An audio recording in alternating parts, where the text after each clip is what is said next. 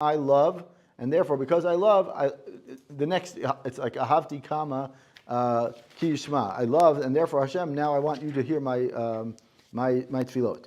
That's approach number one. The second approach is v'od yesh lomar damru zichronam libracha. The Gemara in Baba Kama Daf Tzadi Bet says hamitpalel chavero v'hu tzarich oloto davar hu nanat chila. Right? If a person davens, we know the famous thing. If a person davens for someone else, but you need the same thing, right? Whatever it may be, right? You daven for someone else first.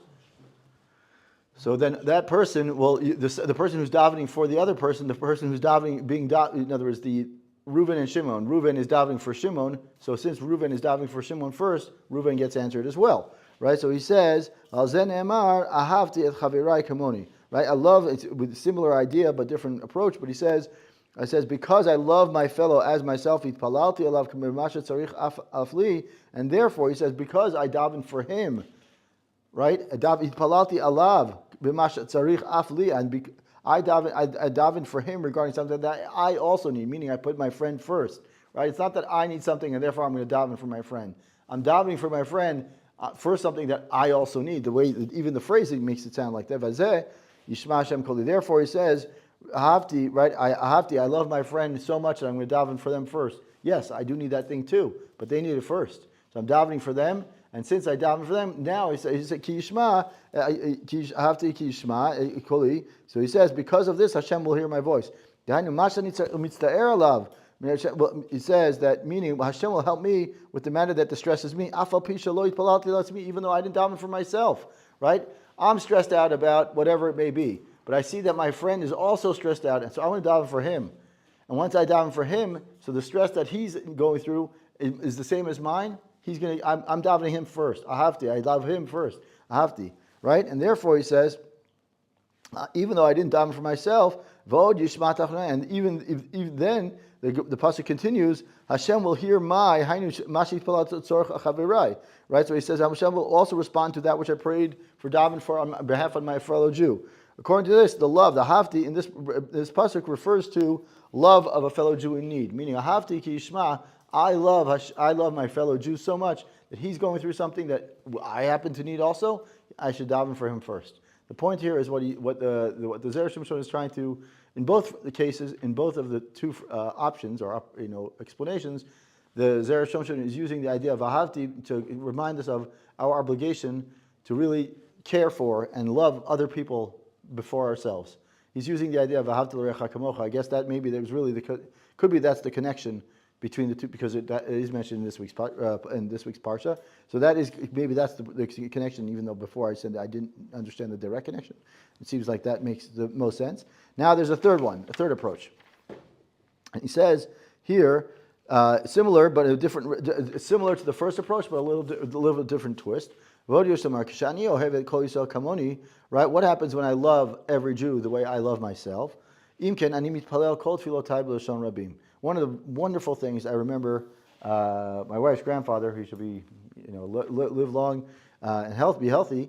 He's 96 right now, so he should continue to be healthy. I remember him that once he was a teacher in high school, and I remember him once, but I never had him. Never had the fortune of was never fortunate to learn in his class. But I remember him telling my kids once that when he was talking about davening at one point, he said, davening is the only thing we almost never use the word I. Any part of davening, almost every part of davening is about we, about us. Everything, right? There's never like ani tzarich, ani, right? Except for when you say Elohai, it's Elohai, my God, right? But most of the time it's Hashivenu Avinu L'Toratecha, right? It's even when you say Magen Avraham, it's not Mageni. You say Magen Avraham, it's like the collective, right? Most of davening, almost all of davening, is in the form of a collective. I remember him once. I think he's told me the story where he said when he used to teach davening, he said, "I want you to write a davening," and he challenged the kids in the class. I want you to write a tefillah, but you can't use the word I. Don't think about yourself. Only think about what other people need. And most kids had a very difficult time, because when you're davening, you think it's all about me. But it's not about you, because you're only one piece of the puzzle.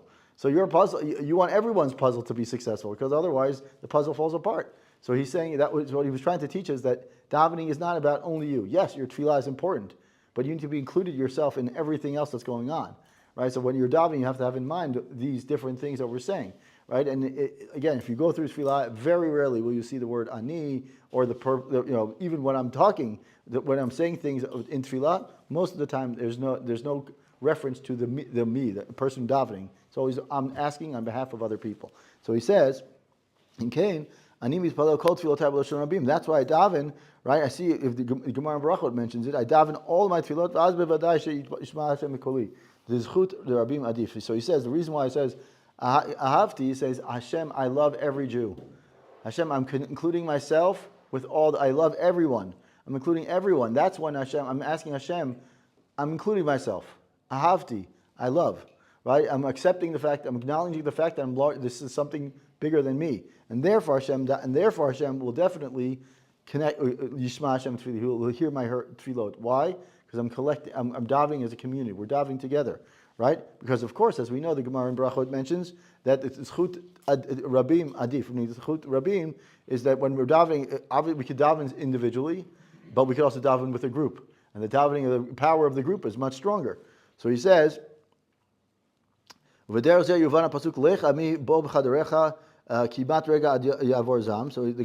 in the pasuk in Yeshayahu says the pasuk there says that during the Makkah, there was a plague there, and it says go people, go. It says go b'nei lecha mi b'chaderecha, go into your rooms and close your doors behind you, hide for a brief moment until everything is past. Why is it? Why do we understand? Why do we have to? Why does the pasuk say hide for a moment? Right? The Zera Shimshon is asking, who told Yeshayahu that the whatever it is that he said go into your house, close the door, wait a minute, and come back out? Who's to say that Hashem is angry and wrath is going to be only a split second? Who told the Navi that? So he says, "Lama hu tzarach lomar kach." Is the intent. Right? Does the kavanah of the pasuk mean that a person who's scared, even though he now goes to hide alone, he should not be worried that he might have to remain there for a long time. Because Hashem's wrath will pass shortly. In other words, the point of what he's saying is that to offer hope. He says, right? He says he says, I don't understand. Right? If a person goes, if he's scared, the idea is you go into your room for a second, close the door, be by yourself for a second, you'll get hope. That doesn't make sense. He says, I don't understand that. That's against the logic, right? If I'm scared, I want to know that other people are scared too, because that we can all kind of go through it together, right? Why should I go into my room, close the door, and say, okay, take a second, take a deep breath, and come back out. You won't be scared anymore. That doesn't sound like a thing. So he says, Lotein. He says, in other words, so he says, however, there's a really problem. To say that people need to be convinced and tell them, oh, you know what? I'm telling you now, go into your room and come back out, everything will be better.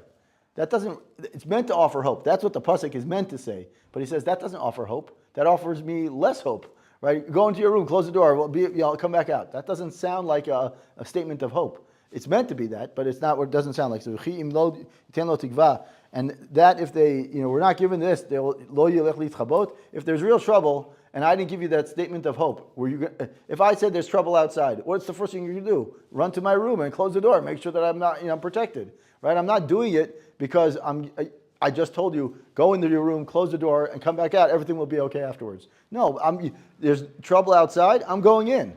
So it's meant to do. So he says, bitmiya, So he says, whatever man has, he would give up for his life. Meaning, a person will ever takes to save his life. So if I know that there's trouble outside, I'm going to do whatever I can do to protect myself. That's go inside, bolt the doors, whatever it is. It doesn't mean that because the Navi said I'm offering you hope, that's the reason why all of a sudden that it's going to be all better. So he says, he says that according to the, if you look at the whole pasuk, the end of the pasuk, it comes to explain the beginning of the pasuk. And he says, Mishum Damrina B'Masechet Tanit. We see the Gemara in Tanit says, and Daf Yud Aleph, Bisman Shatzibur Sharui B'Tzar, when a time when the community, when the tzibur is in a moment of distress, Al Yomar Elech Leveiti Ochal Veshtar. I shouldn't go rest on my, a person should never say, oh, there's, the community is in distress. I'm going to go to my room and I'll be in my own room. Like I'll stand alone. It doesn't bother me. It's not my community. It's not my problem. Oh, they'll let them deal with it. It's not me. A person should never say that. When the community is in distress, I have to be part of the community. It's not. I can't hide in myself. Right? You should never say Al Yomar Elech Veti Ochal Veshta. I'll go to my house, eat, drink, and be merry. V'Shalom Elech Nafshi. And whatever happens to my soul, that's much better for me than going out and starting to deal with. V'imo Seken. He says if he does do this and ignores the trouble of the community, Al Yereb Nechamatziyu, he will actually not witness what the nechama that happens to the community. Meaning, a person who says, oh, I see my fellow neighbor or my fellow community in distress, and I don't try to do something or do my little bit, my little part. Rather, he says, I step aside, I go into my house, close the door, and as if nothing is happening, put my blinders on. He's not going to see the nechama that happens to that community. He's actually going to merit a lot worse. So he says, it's therefore difficult. So now we can understand. Now he says, my question is, how can the Navi tell someone? How could the Navi tell these Jews? How could the Navi tell the Jews, go into your room, go into your house? The Navi is telling him, go into your house, lock the door. That's the opposite of, if we're all in Tsar, we should be in Tsar together, right? So he says, it seems like the Navi is telling him, go separate yourself from the tzibur, go lock the door. That's why the pasuk later says, hide for a brief moment. Meaning that even though you are temporarily forced to separate yourself, the dever ba'ir kanes raglach, right? He says, when there's a plague in the city, take your feet, meaning stay indoors. We're just about to finish Drush 5 in Kedoshim. So he says that the Navi, why is the Navi saying to everyone to go into their house for a second? He's saying they're not going into the house to separate themselves and kind of remove themselves from the tzibur. They're going into the house. He says, I can go into my house. The Navi told me to go into the house. There's a reason for it. I'm going to the house. I should be davening while I'm in the house. Davening, everyone should be okay. I'm not going in the house to make a sign saying I'm separating myself. The Navi is telling them, go into your house. There's trouble outside. Go into your house. But that doesn't mean you're going to the house, lock the door, and say, oh, it's only me. I'm protected. Everyone else is not. I'm going to the house. He says, nevertheless, while you're sitting in isolation, right, you should be davening for everyone. And really daven for and hope that every moment you'll see the Yeshua, the salvation. As we know that the Gemara in Shabbos, Daf Lamed Aleph, it says that the day of judgment, when we reach Shamayim, the first thing we ask for was one of the first things that are asked of us. Did we yearn for the salvation? Did we yearn for Mashiach? The tzipita al Yeshua, did you really yearn for it? So when the Navi is saying V'chol dor shelo nivna beit hamikdash b'yamav kilu necharav b'yamav, that's also Gemara in Yerushalmi in Yoma. V'al derech zeh yesh lecha letzapot shemikoach tfilatcha shetitpalel b'chavana gdola talev v'tismach yeshuat hatzibur. So he's saying how does this connect to the parsha? We'll get to in a second. But he's saying in this part of the Drush, he's saying that ahavti ki yishma. He's saying that based on the Navi in Yeshayahu, the Yeshayahu there says there's trouble outdoors. Go isolate yourself. Now, it was meant to be a sign of hope. The sign of hope was go close. But when I tell you go close your door, that's not a sign of hope. That's a sign of the opposite of hope. He's saying close your door. So he's saying the reason why he's telling him to close the door is, and we know in the Gemara that what the Zera Shimshon is saying is the Gemara says that anyone who isolates himself from the tzibur, he's not going to see the Yeshua that the tzibur is going to see. So how could it be that the Navi is telling everyone to go close themselves in the door, so they close themselves in a room? So the way the Zera Shimshon explains it, and we'll get to the connection in a second. The way he explains it is that the Navi is telling him there's trouble outside, go inside. But when you're inside, don't isolate yourself. Right? When you're inside, you're protecting yourself. It's not meant to be hide yourself and stay. You're doing it because there's something going on outside. So you're protecting yourself inside. But while you're inside, what are you doing?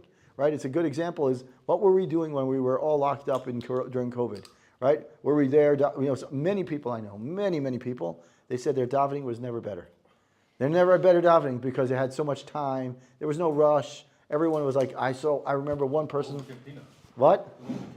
Exactly. And I remember recently, was probably a year ago, I went to visit my in-laws, and my in-laws, someone I know from my in-laws community, he has a siddur, a beautiful, like a simple siddur, but the siddur was filled with yellow lines and marks, and I'm like, what's going on here? He said, this is my siddur from COVID. During COVID, he used to sit with daven and learn, and as he was going through it, he would like highlight something and sing a song while he was doing it. He would remind himself. He says, now when I'm davening regularly at like a normal or what my old pace, my pre-COVID pace, I hold this siddur just to remind myself what I could be doing, because he says like that's what we should be doing. That's what davening should be. It doesn't always happen to be the case, but he says that's what the point is. He's saying so. The third interpretation is that when we're connecting ourselves to a community, when we connect ourselves to something bigger than us, and the davening that we have is when we say it, the starting of it. I'll go over the whole thing so we can understand. Right in Parshat Kedoshim it says "V'ahavta l'reacha kamocha." What does that mean? So and that was the connection. Even though in the beginning of this, I must admit, I said I don't understand what the connection is, and it came up. Thankfully, Baruch Hashem, it came to me that the idea is that the whole point of this.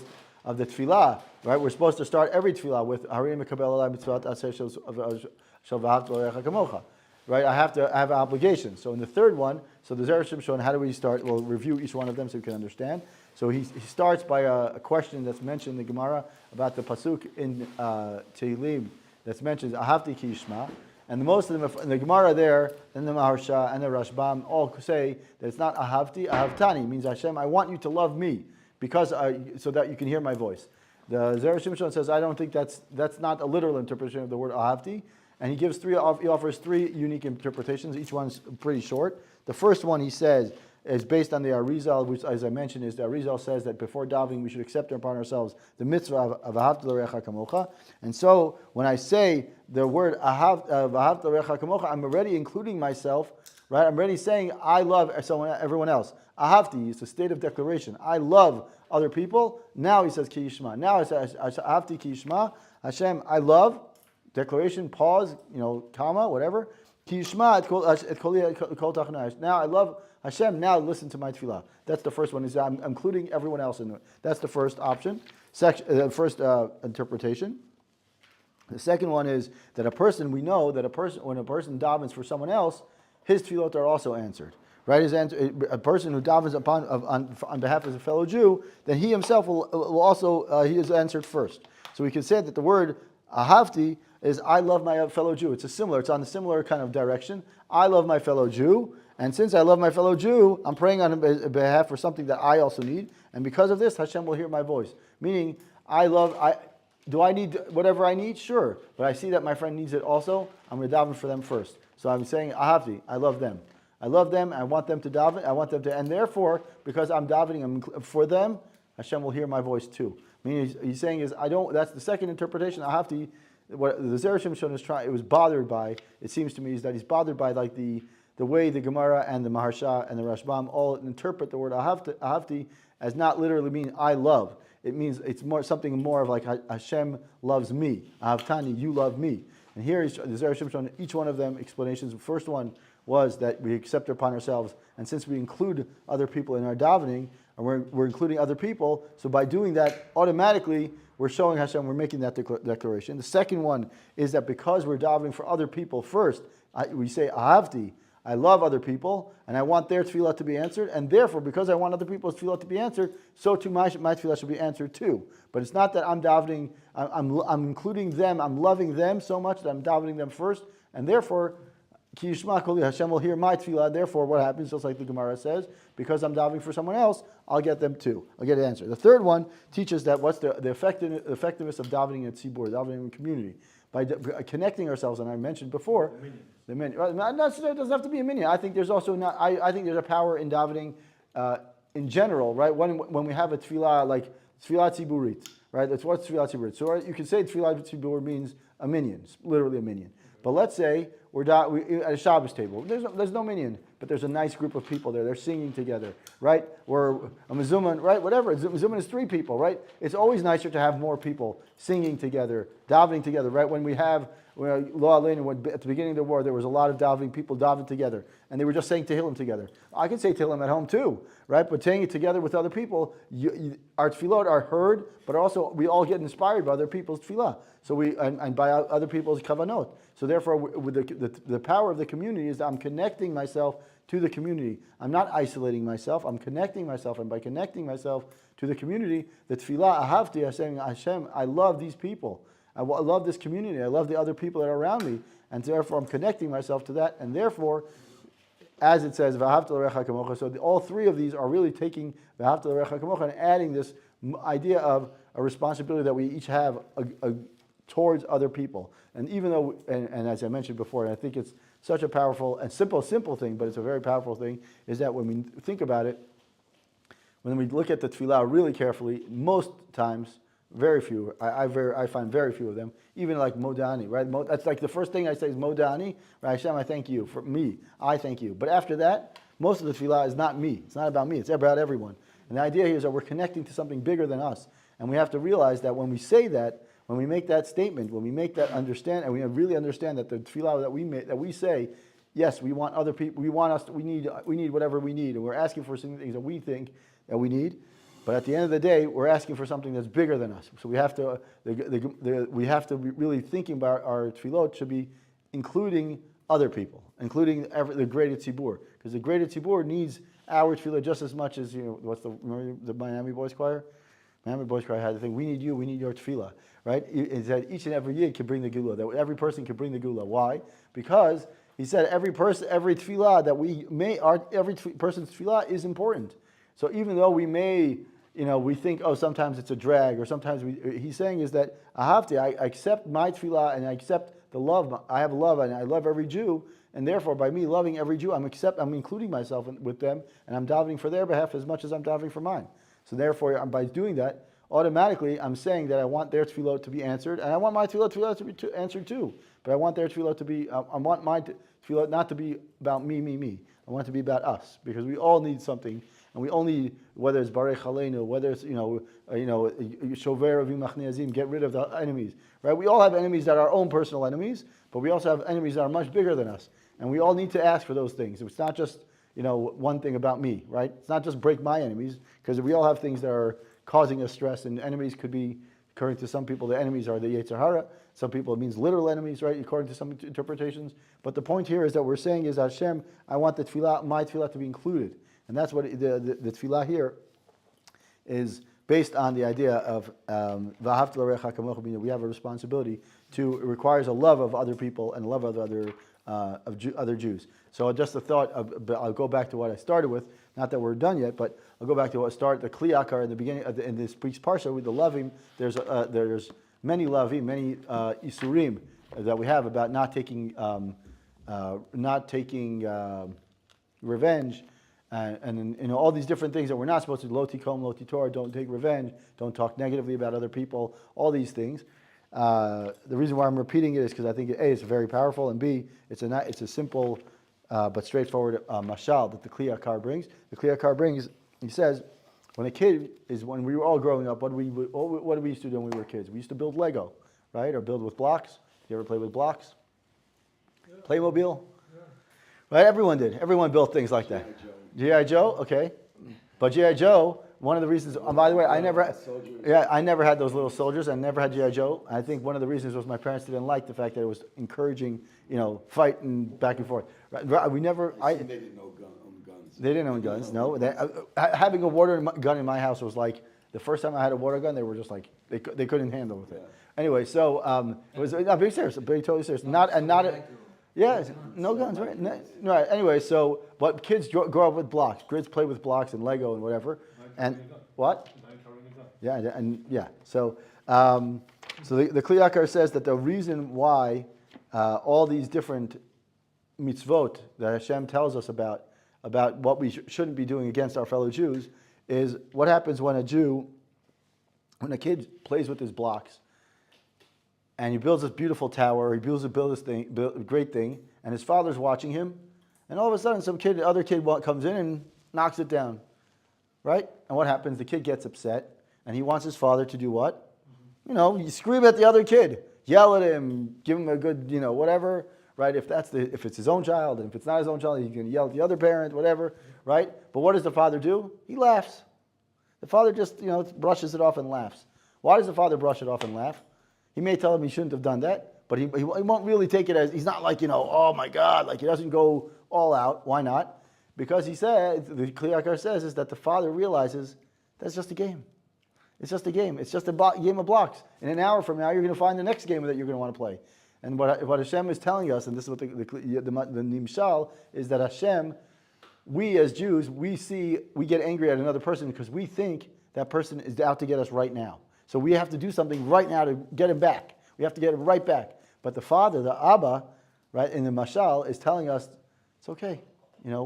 These games of, you do this, I do this, you do this, I do that. If we restrain ourselves, and that's the Chinuch, the Sefer HaChinuch says, if we restrain ourselves from holding a grudge, and really, he actually mentions the idea of pouring on the love, meaning extra, showing that person, he says you will get many, some significant amount of bracha. If you hold a grudge against someone, and you, instead of holding a grudge, you give them extra love, right? Take the high road, right? The previous Rebbe, right, said everyone does. I'll give you a story about a story I just heard from Rav Biederman during his weekly Dvar Torah. He said weekly shmooze. He says that Rav Shlomo Zalman Auerbach, his son got married. This must have been 70 years ago. He says, and he got married to a Rav's, his son. That is Shlomo Zalman Auerbach's son, who used to be the Rav of Tveria. Got married to the daughter of at the time was the Rav of Tveria. So the Shlomo Zalman Auerbach's son took over from him. And so at the wedding at the time, 70 years, 80 years, who knows how many years ago already, at the time it wasn't meat. Meat wasn't the main course, fish was the main course. Right? You had, just like what nowadays we have meat and then you have rice and salad and whatever, those days it was fish. So they had at the wedding, they realized that when they brought out the fish, you could already tell that before they even started touching the fish, you could already tell the fish was not good. I mean, it smelled very bad. So within seconds, Rav Shlomo Zalman Auerbach runs to the kitchen and talks to the caterer. And he says, "But don't make a big deal about it. I'm paying for the full thing. I'm paying for the whole wedding. Don't make a big deal about it. Just keep your mouth closed. Whatever happened. Keep your mouth closed. Move on." And so the caterer starts laughing, and he says, "Why are you laughing? I'm telling you what to do." He says, "No, because your mechutan came in 5 seconds ago, told me the same thing." Meaning, he says, it's like, he's saying we have an opportunity, right? We have an opportunity that instead of holding a grudge, he could have easily held a grudge against the caterer. Instead, he said, take the high road, right? The point here is that when we and there's many stories about it, but there are many stories, and one of the stories I heard also was about I want to say, I don't know which Rebbe it was. There was a Rebbe in the time of the First World War, that there was, before the First World War, there was someone from one of the Jews really didn't get along. They didn't get along at all, and he would make fun of the Rebbe and whatever it was, and the Rebbe just kept on, didn't do anything, but he never said anything. And then after the war broke out and the war was over, what happened to most Jews? They came lost all their money, and whoever survived, they really had very little. The Rebbe somehow managed to survive, and he had some money, and he would send this Jew tons of food and clothing and everything. And the Rebbe's wife once came to him and said, "Don't you think it's enough? I know that you hated him or you didn't get along with him, but the only thing is," he said, "there will never be enough, because I'd rather pour more love to the person than do the opposite. So I'd rather do that." So he said, my Yetzer Hara wants me to do something, so I'm fighting my Yetzer Hara by doing something opposite of it. So it really teaches us something about what we should do, how we should be approaching people that we don't get along with, what we say about other people, right? There's a lot of these things that we think, oh, if I get that guy back, or I say something negative about him, or I, say that, tell them something, we don't know the impact that we're going to make, not only for them, right? What we say about them may cause them to lose business, cause them to, create a whole storm, but it will also harm us down the line as well. It will get back to us that we'd said it. It will be, someone will say something negatively about what we did, right? So we have to be careful.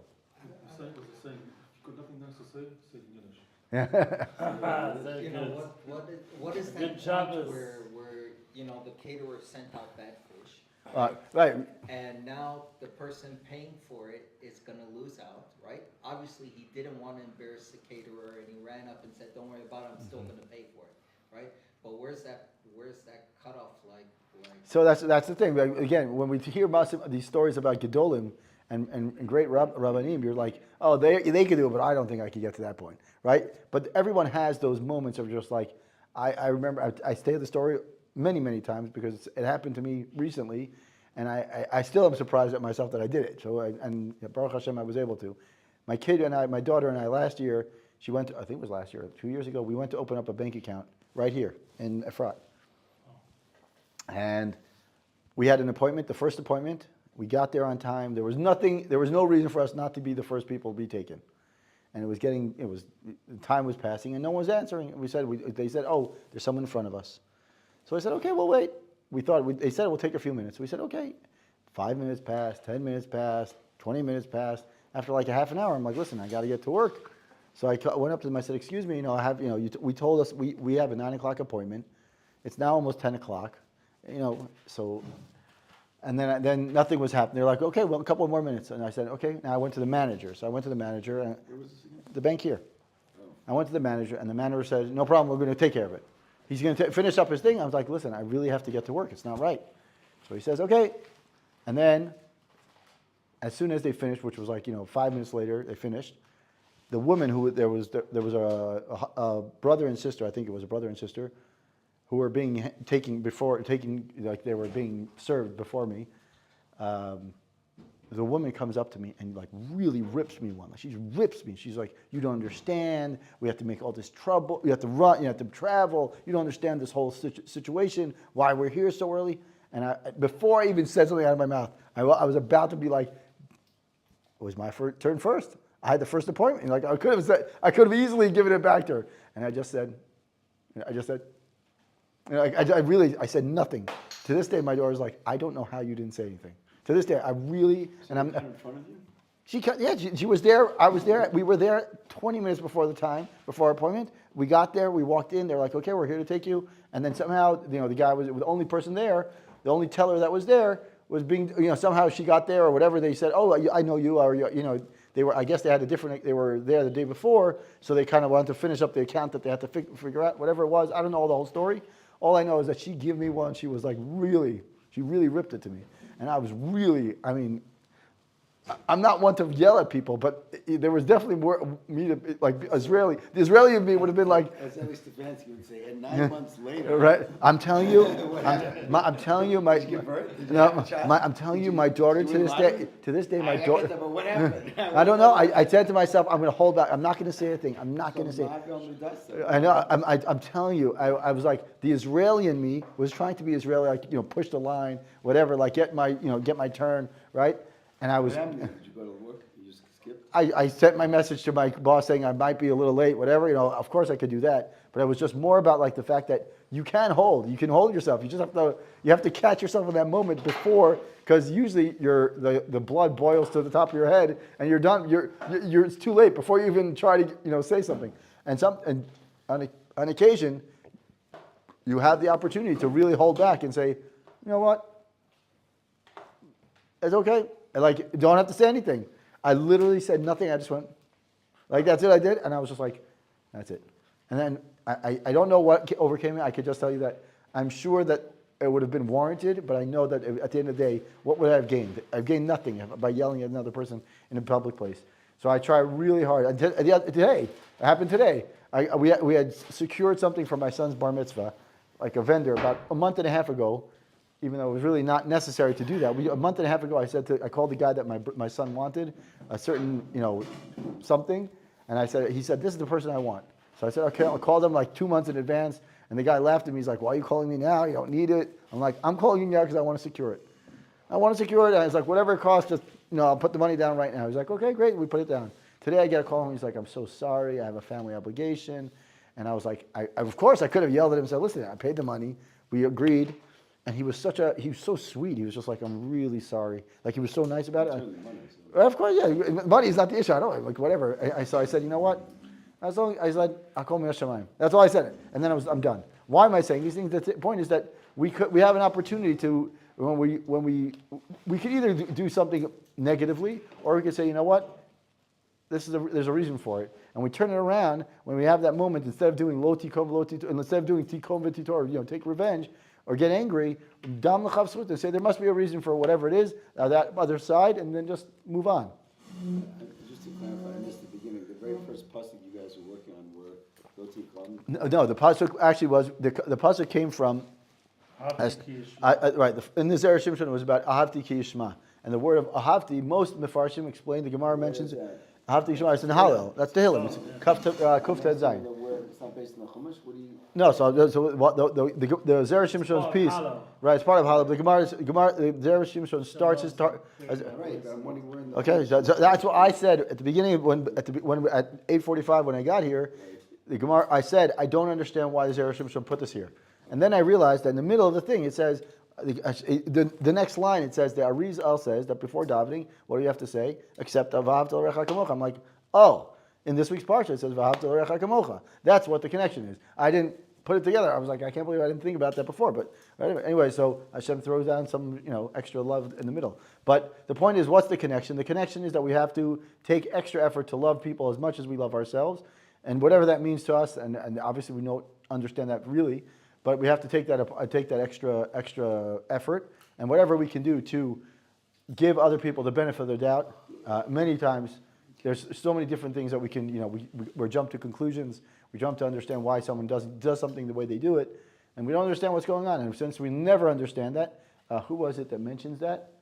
The Sefer Chinuch on this week he mentions it in Velota Torah Acharei Rabbi Chaim, I believe, but he says since we'll never understand the other person's position ever, we should never hold a grudge. That's what he says. Since we'll never be able to, in other words, not only holding a grudge, but also dan l'chav zchut. Meaning we have to dan l'chav zchut of the other person because we'll never be able to be in their shoes. Anyway, so that's the general consensus, the general idea. I had a different Torah that I was going to go through, which is a connection between tzitzit, mishkalot. In this week's parsha, we mentioned the idea of taking. Oh, it's one of the isurim that we're not allowed to do is take. We're not allowed to take interest, right? We're not allowed to have hold an interest against another Jew. And it's one of the three times, there's many mitzvot, but the three times it mentions, don't do this, ki ani Hashem. It's one of them is ribit, one of them is tzitzit, and one of them is when we do the weights. After Rechemach also. Right, but these are lavim. Right, he says there are three things. They're question. The Gemara asks, because that's such an important mitzvah, and then right. So the Gemara asks, why are these three things? Why do we mention these three as ani Hashem? It says ki ani Hashem motzi otchem me'eretz Mitzrayim, and don't take ribit. Don't wear your tzitzit because I took you out of Mitzrayim. So the question is why? What's the connection? So the Zera Shimshon has a beautiful, longer piece about it, but the basic idea is that each one of those things, as soon as you and the Gemara mentions that each one of those things, that when you say, for example, how do I cheat when I cheat on a scale? What do? I shave down the scale a little bit. I put it in salt. I make it look like it's a pound, but it's actually half a pound. So when I put it on the scale, I'm charging the other person less, or charging more. Excuse me. Right. When I wear tzitzit, right? When I wear white tzitzit, it's easy. But when I wear, in the time of the Gemara, there was tchilet. But I could wear another kind of tchilet. What was the other kind of tchilet called? Kala ilan. Kala ilan was a cheap tchilet. But and a person who hangs up, Gemara says, if a person hangs up kala ilan onto his clothes, to dry it out, to make it into thread, he's already over on the idea of not wearing tzitzit. Meaning, before he even put them onto his tzitzit, he just hangs them dry, like the string on this thing, he's already showing. And the same thing with ribit. You can't. What happens with ribit? Ribit is I can't charge another Jew interest. So what's a very simple way to get around that? I give my money to a non-Jew and say, now you lend it to I want to borrow from Reuven, so instead I give it to Joe, the non-Jew. Joe lends it to Reuven, and all of a sudden I've just bypassed the whole system. So the Zera Shimshon says that these three things are very easy to bypass, but their true intention is already shown. Meaning, by the mere fact that you're trying to come up with a loophole, you've already shown us what your real intention is. And what he connects it to, he says, is that Paro, and this is a theme that goes on throughout Zera Shimshon many times. Paro was the question he asked here. He says, "I don't understand. Paro was." Hashem said to Avram, "Your children are going to be enslaved for 400 years." So Paro shouldn't have been punished. Why shouldn't Paro have been punished? He's just a middleman, right? Hashem told him, "Paro, you're being selected." Okay, but what happened? The reason why Bnei Israel got taken out early, not 400 years, but rather 210 years, right? Why did they get taken out early? Because Paro was cruel, unnecessarily cruel, above and beyond what they should have done, what he should have done. And why? So how do we know that? So the point is that Hashem said, after 210 years, I'm going to kind of like basically do is 210 years equals 400 years. Meaning the 210 years, they've worked so hard, that's as if they worked 400 years. Hashem says to Paro, I see what you've done already. After 200, when you started punishing them and working them harder than they were supposed to, then I already see that where you're going. And with a non-Jew, he says, as soon as they start even thinking about it, I'm ready to judge them to what they're going. But with Jews, they have to take action. And their actions of, I'm trying to give the money to the non-Jew so that I can charge interest. Or I'm shaving down my weights or whatever it is. Hashem knows what's going on. And you'd think that you're trying to bypass it, but Hashem knows what's going on, and Hashem understands it, and He wants you to remember that just like I can identify these things of Mitzrayim, these things that happen in Mitzrayim, I can identify the real meanings. You have to remember these three things are those three things that I can also identify what your true intentions are. What's that? I mean, there's a lot of reapers charged in this country. Yeah, but that's done. It's called a heter iska. You're allowed to do that. The heter iska is that it's a legal way, basically. And you can ask. Every bank in this country has it. Every bank in the